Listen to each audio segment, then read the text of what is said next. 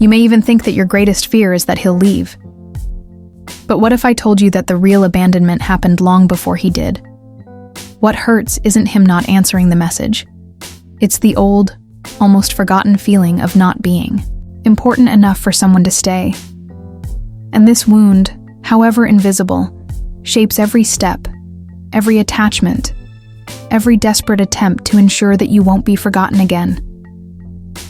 That's why you accept crumbs, mold yourself to fit what he wants, sabotage yourself just so you don't bother. Because deep down, without realizing it, what you really want is to be chosen, even if you have to give up on yourself. But what if the other person isn't the problem? What if it's that child inside you, still waiting for someone who never came? The fear of being left isn't weakness. It's a wound that nobody taught you how to heal. What if you could start healing it today? Not to please anyone, but to learn, for the first time, to stay for yourself. She thinks she's suffering because of that guy who disappeared, that unanswered message, or that silence that weighs her down. But in reality, what hurts so much is something much older. Back when she was still a child, she learned that being alone hurt, that not being seen, heard, welcomed was almost unbearable. And the worst thing? No one explained to her that this was called emotional abandonment. That's why, today, any absence activates this old fear.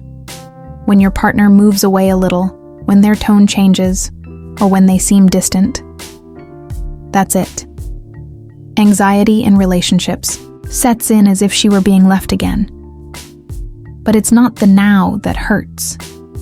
It's the emotional memory of that day when she felt invisible, perhaps by her own mother, perhaps by a father who was too busy to notice her lack of affection.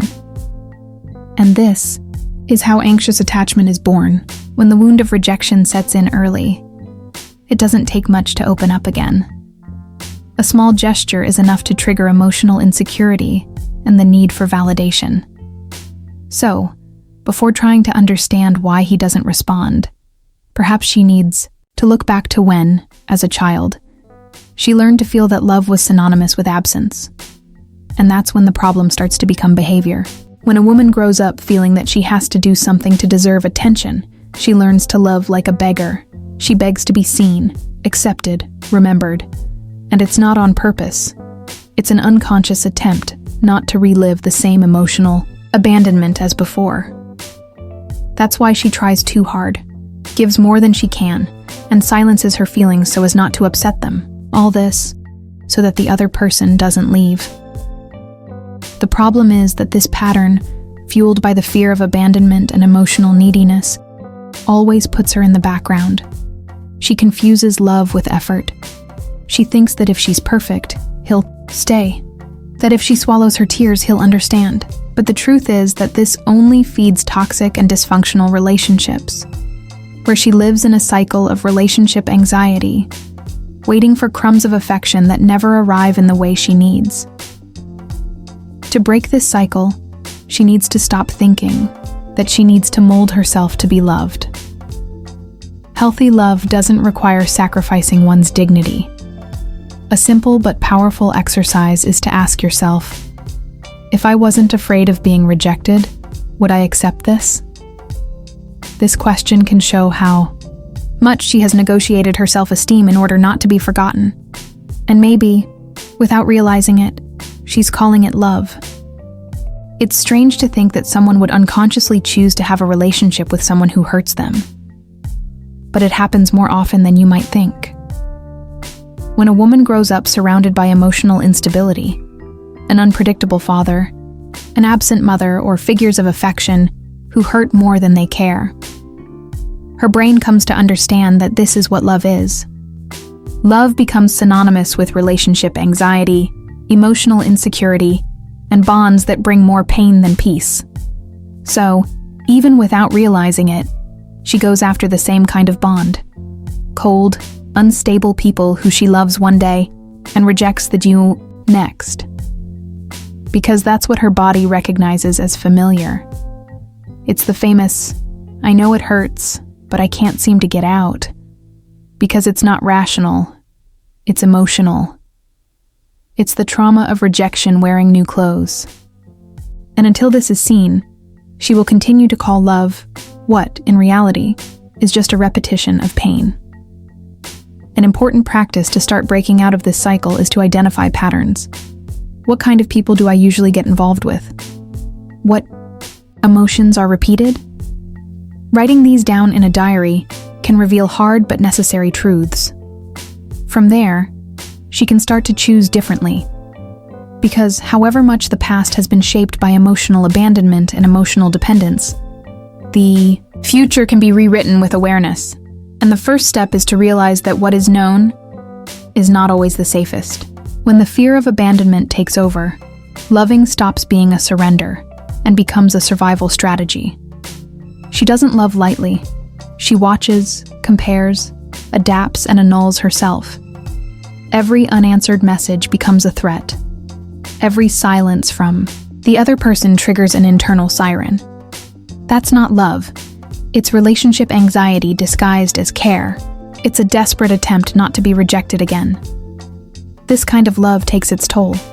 Emotional fatigue, toxic relationships, and a self-esteem that crumbles with every unacknowledged concession. She begins to measure her own worth by the way the other person treats her.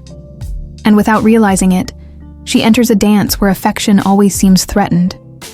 What was supposed to be a partnership becomes an eternal vigil where she tries to control everything because she is terrified of being left again. A powerful exercise is to ask yourself real questions. If I wasn't afraid of being abandoned, what would I accept or not accept in this relationship? Or, what do I do out of love, and what do I do out of fear? These answers help separate what is genuine connection from what is just an attempt to keep someone close at any cost. And it's only when she begins to recognize this that something inside her opens up to a new kind of choice. She spent her life trying to stop someone from leaving her, but she hardly ever realized how many times she abandoned herself in the process. She put the other person as her priority, forgot about herself, silenced her desires, and accepted crumbs, all to keep someone close. But deep down, this affective need is not filled with someone else's presence. It only dissolves when one's own presence begins to be felt. Learning to be with yourself is like rebuilding the emotional foundation that was once broken. It starts small. 5 minutes of silence without judging yourself. A walk alone without the urge to share everything.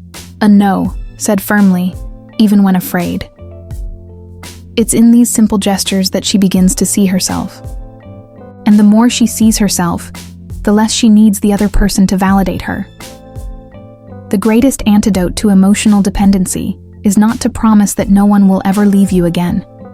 It's deciding that, even if they do, you won't abandon yourself, because a woman who has learned to take care of her emotional wounds, who recognizes her needs without blaming herself, and who knows how to embrace her emotional insecurity with compassion. This woman doesn't beg for love. She chooses with whom to share what overflows. So tell me, how long are you going to abandon yourself just to avoid being abandoned? How long will you confuse presence with crumbs and love with survival? The truth is that as long as you don't learn to choose yourself, you'll keep looking outside for a security that can only be born inside. But what if you started changing this cycle today? What can you do right now, at this very moment, to welcome yourself, so that you don't silence your pain or run after those who make you feel small? You've already understood where this fear comes from. Now it's time to do something about it. Choosing yourself is an act of courage. It's getting out of the automatic mode of emotional dependency and building a new story, where you are the foundation. And I want to walk with you on this journey. If this content has touched you in any way, subscribe to the channel and activate the bell. Here, you'll continue to learn how to heal yourself, step by step. And if you like, share this video with someone who also needs to be reminded that they're not alone.